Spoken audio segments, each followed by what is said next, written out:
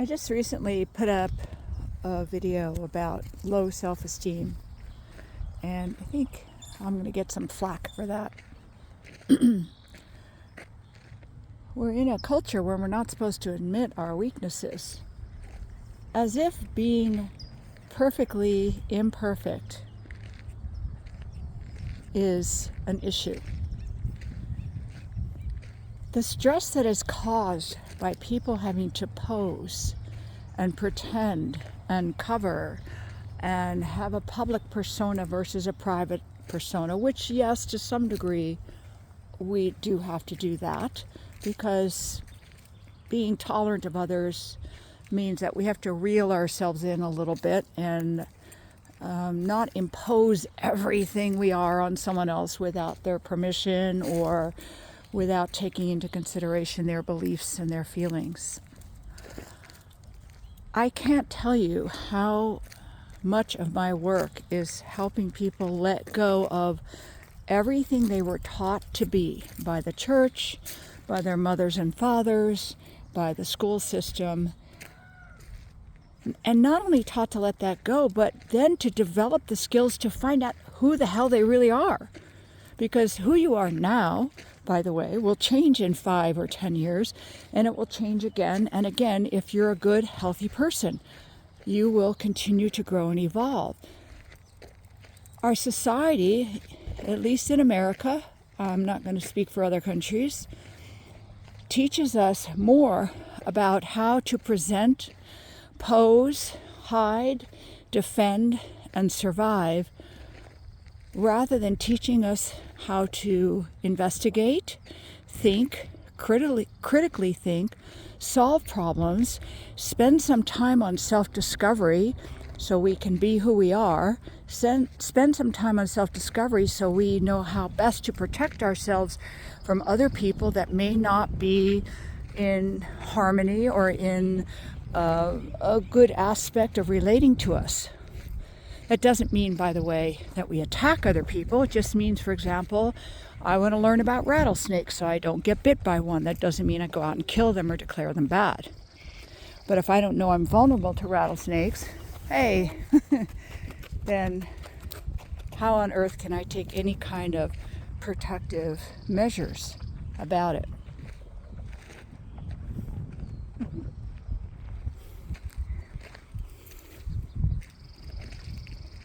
So the first step typically is helping people discover, Hoshi, leave the horse alone. Come on, come here. No visit.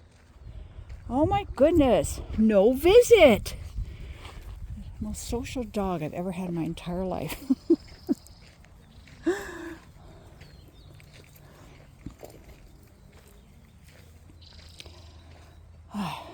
So the first part is helping people, first of all, discover what they have been taught, that they were taught at such a young age.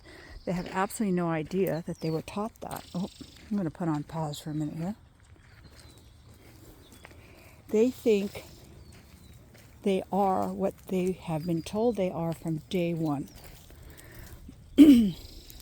Where I live, because it's such a heavily fundamentalist, evangelical Christian town, one church per 200 people. When somebody says to me that something they've done is a sin or bad or wrong, like, let's say, not tithing to the church, we have to spend some time investigating that. And the investigation is not easy because there's emotions. People start crying when they find out that they were taught something and that maybe it isn't true for them. And how much of their life was built around that. And I use tithing for the church to give an example of sometimes it's the most benign thing that is taught to someone that gives them so much pain. Like out here where I live, having a bad thought is often seen as a sin. Well, my goodness, we have bad thoughts. We have horrible emotions. We process the dark side all the time. Come on, Pia, let's go. Good girl. That's how we clean house. So if it's a sin, and I've been taught it's a sin, I'm going to bury it. I absolutely believe, through research, as well as my own experience, that spending so much time denying who you are and working on being a poser causes not only mental health issues, but neurological and immune disorder issues.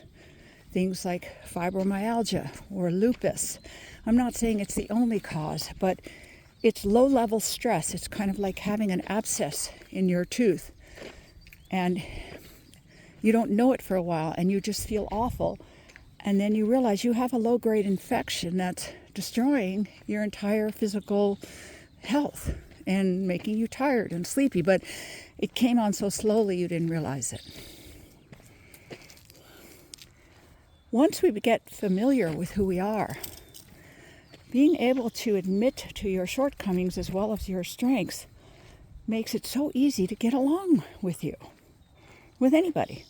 I used to teach this actually in career classes, telling people how easy it would be for management and staff, if you have really good management, which I think I've seen that in maybe 3 companies in my entire years of life,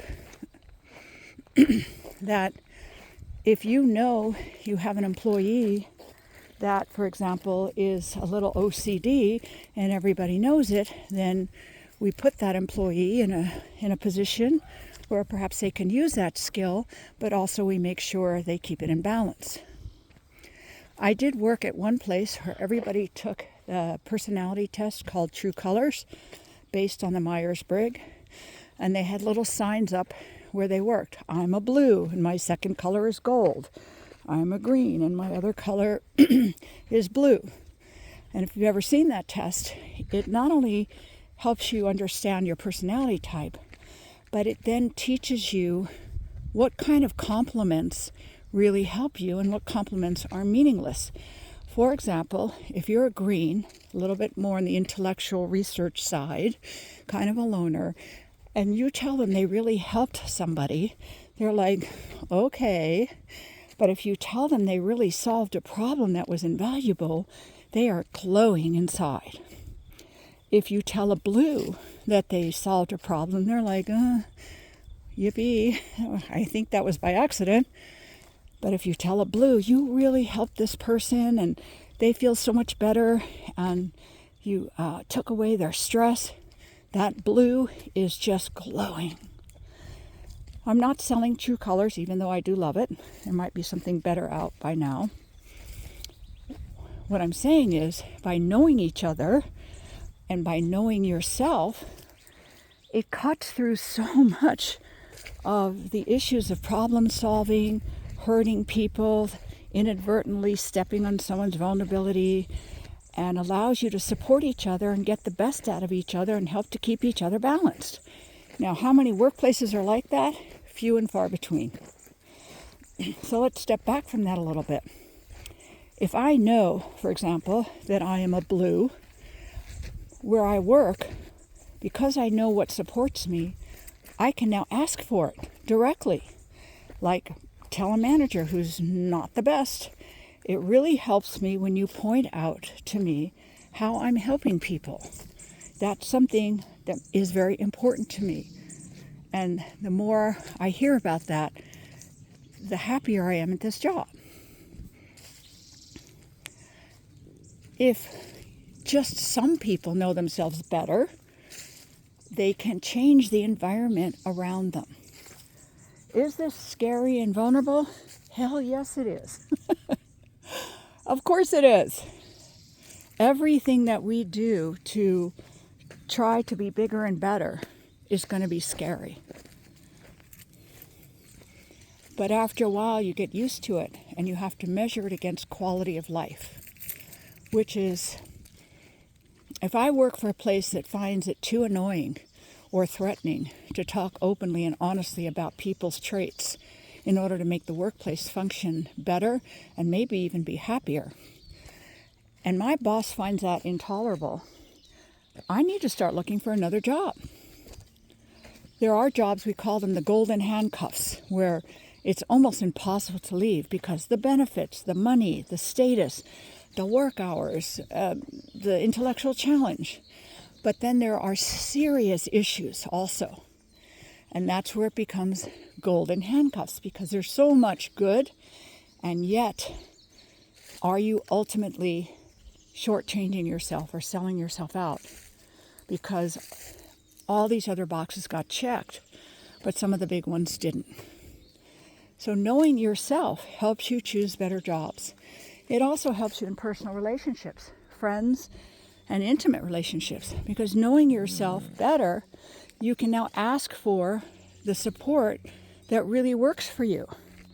For example, again, let's say you have a mate who is smart and intellectual. Go on, Pia. Go on, girl. Good girl. And you keep telling them how helpful they are. They're going to feel unloved and unsupported and unseen by you, because they want to know that they are good problem solvers or funny and charming. So getting to know yourself just on the 3D level means you can ask for what you want more straightforward and in a better fashion. You can make better choices for jobs and partners. And you can take better care of your own mental health and your emotions. Come on, P. Once I know myself, that also means that I am a lot less likely to get triggered, at least so often, because I know myself. If somebody says to me, "You're OCD," I might go, "You're right, I am. Is it bothering you right now?"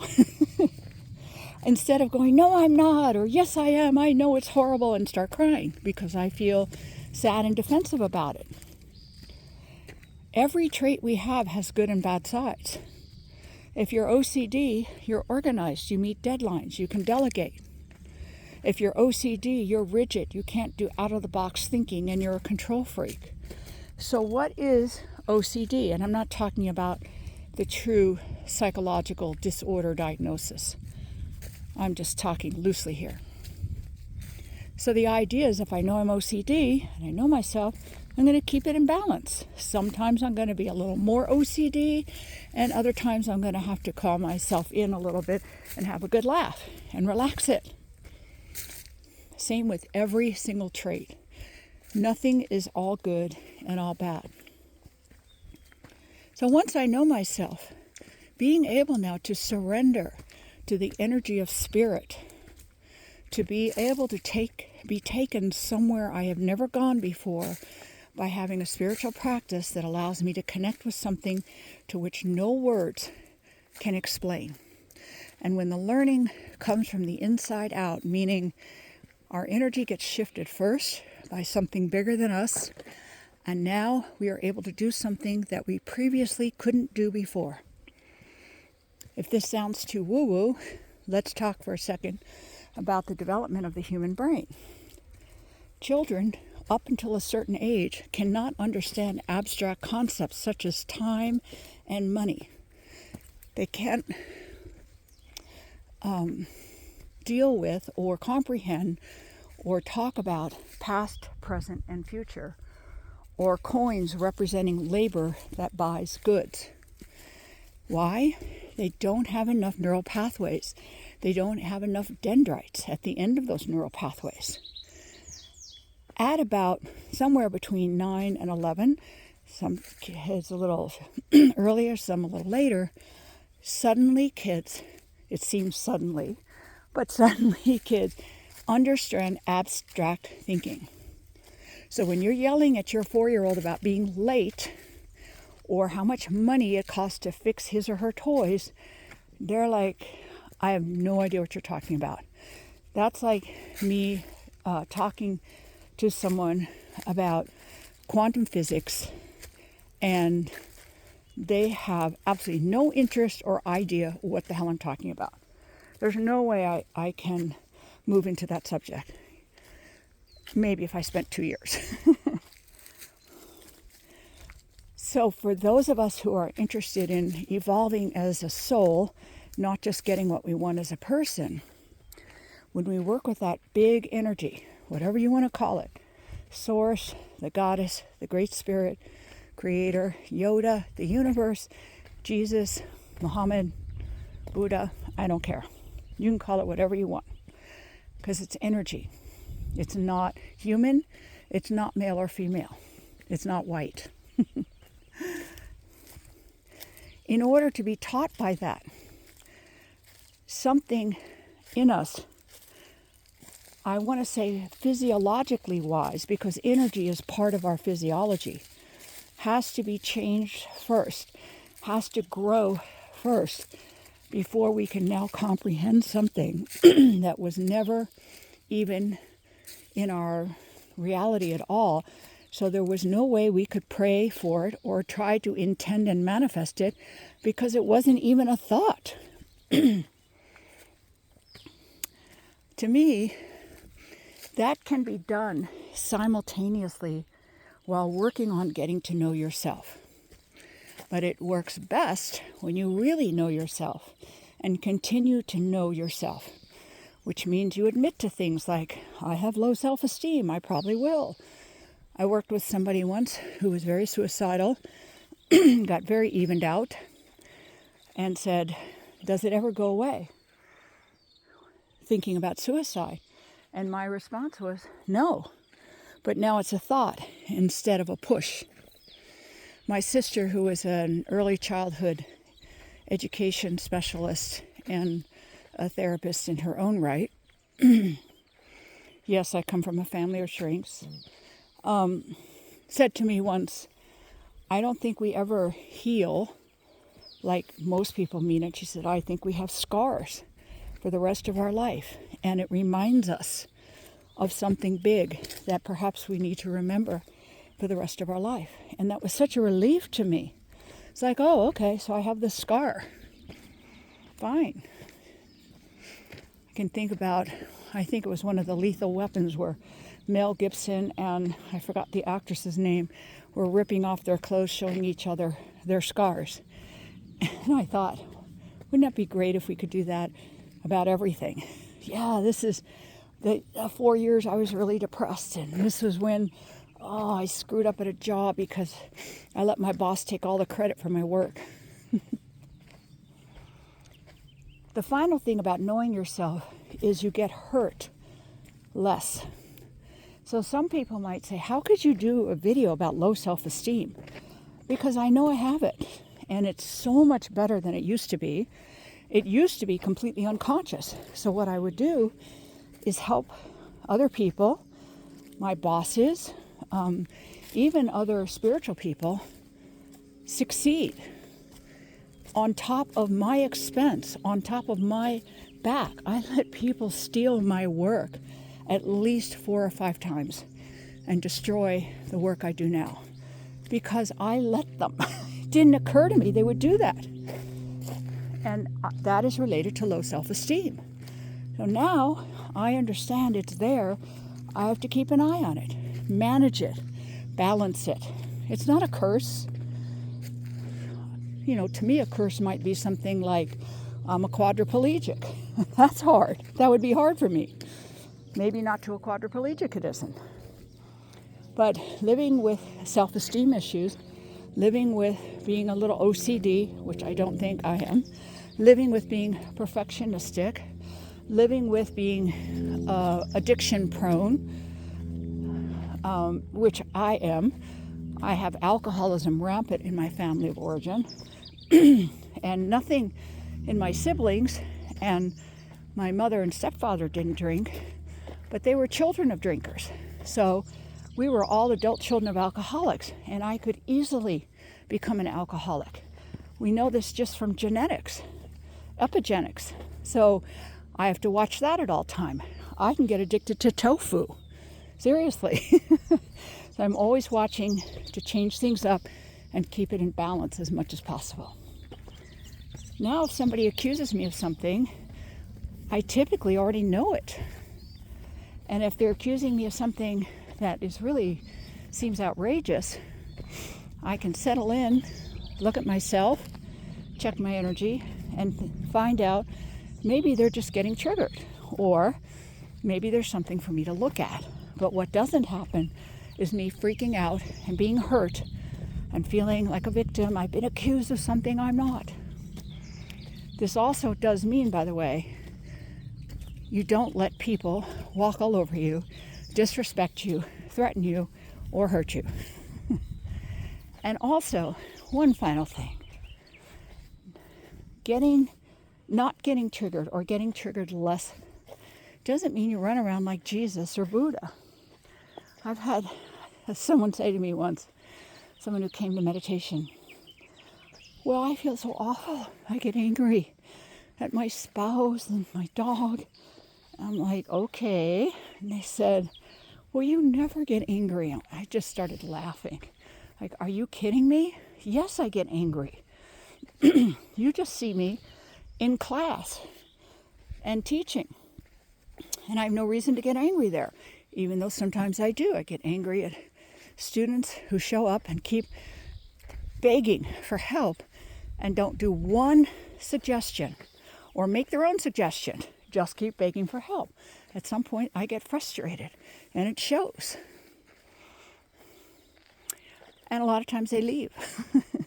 But that's better than kind of shining them on just so I can keep them coming back and taking their money. My suggestion always is, I gave you everything I got. Maybe you should try someone else or something else. So understand, when you get to know yourself, and you might develop incredible gifts, you're a remote healer, you talk to dogs, you see the future, you're still going to be perfectly imperfect. And yes, you probably have to be careful who you share that with, unless you feel really strong about it. And no matter what someone says to you now about it, like, oh, you admit it, you're this way, and it doesn't bother you, then you don't have to watch who you share it with. Are people vicious and mean and power hungry? Absolutely. Is that why we should hide ourselves? No, I think we need to get strong enough to survive that. Like surviving in the jungle. Like, oh, the wilderness is too hard. I think I'll stay home and watch a nature show. No, the wilderness is hard. Get in shape. If the people you work with or the person you live with or the kids you love are hard for you, challenging, get in shape. It's obviously there for the universe to challenge you and grow. And you either need to grow into it or grow out of it. And you'll find out which one it is. But self-acceptance is not a platitude. Just love yourself. Well, what the hell does that mean? That's why I more talk about self-care than self-love. Because love is just thrown around. Care implies behavior. Care is oil in the car, air in the tires. Not just a wax job to make it look pretty. So the same with us. I am most comfortable around people who know themselves, because then I don't have to worry about accidentally stepping on a trigger point and getting blown up. I don't have to reach out and feel how they are and what they can take and what they can't take and dance around them because they're a poser. And they were learned to be a poser by their family culture or their religion. I love having a good laugh about my humanity and their humanity. I love hanging out with people who say, I'm in OCD mode, and I go, okay, let's do it. And then we go into OCD mode. So what? It's fun. They know it. It's in balance. It's fun. I go into my woo-woo mood. Oh, I have to stop, talk to this tree. And I want to have someone go, okay, that's great. Instead of, what? What are you talking about? Or me pretending that it's not happening. I hope this explains a little bit more about the nuts and bolts of this kind of work. It's very magical, but it's not magical like social media or TikTok videos. A lot of times people want a reading because they want to know what's the next good thing around the corner. And a lot of times there is no next good thing right around the corner, except there is the next interesting and exciting thing, an enjoyable thing around the corner. So that cliche saying, it's not the goal that matters, it's the journey, is really true. For example, every day I walk my dogs. That is fantastic to me. I live somewhere where there's woods. I'm physically able to walk. My dogs love me. It's great. Is this going to lead to me getting a Mercedes-Benz? No. If I really wanted a Mercedes, I would make a plan and maybe do something about it. But I want to learn to enjoy now. When we can enjoy the now, we are receptive to the future. Whoops, almost tripped. The future coming to get us. If we're busy fretting from the now and hiding or posing and pretending everything's okay, most of our brain, our thoughts, and our emotions are tied up in what's bothering us. So if something good comes along, we don't even see it. I'm sure you've all had the experience of driving somewhere and you kind of don't remember how you got there. It was automatic pilot because you were thinking about so many other things. That's how we live a lot of our life. So self-care allows us to be more present because we have less to worry about, because we're more knowledgeable about ourselves and more accepting. So now, instead of forgetting how I drove somewhere, I might remember driving there and how I smiled at someone in another car. The sun was out. Great song that I was listening to. Maybe some beautiful memories come back from another trip, which isn't in the now, but instead of fret and worry, it's good memories. That is what I turn people on to. Not what's around the corner, because right now life sucks. Instead, we want to look at, even while life sucks, things are working. And even when things are working, there's some bad things happening. So I want to be able, come on Pia, to be in the middle of that. So I can always enjoy and be alert. Participate and be thoughtful. Balance. It's not static. It's an art form. I hope this helps. Remember, free introductory session, 30 minutes. Go to my website, drmarie.org. DR for Dr. Marie, MARIE.org. And there's a link. Schedule when you want to. On my website, my phone's there. You can always text or call. I'm not a big business. I'm really accessible. And I am perfectly imperfect.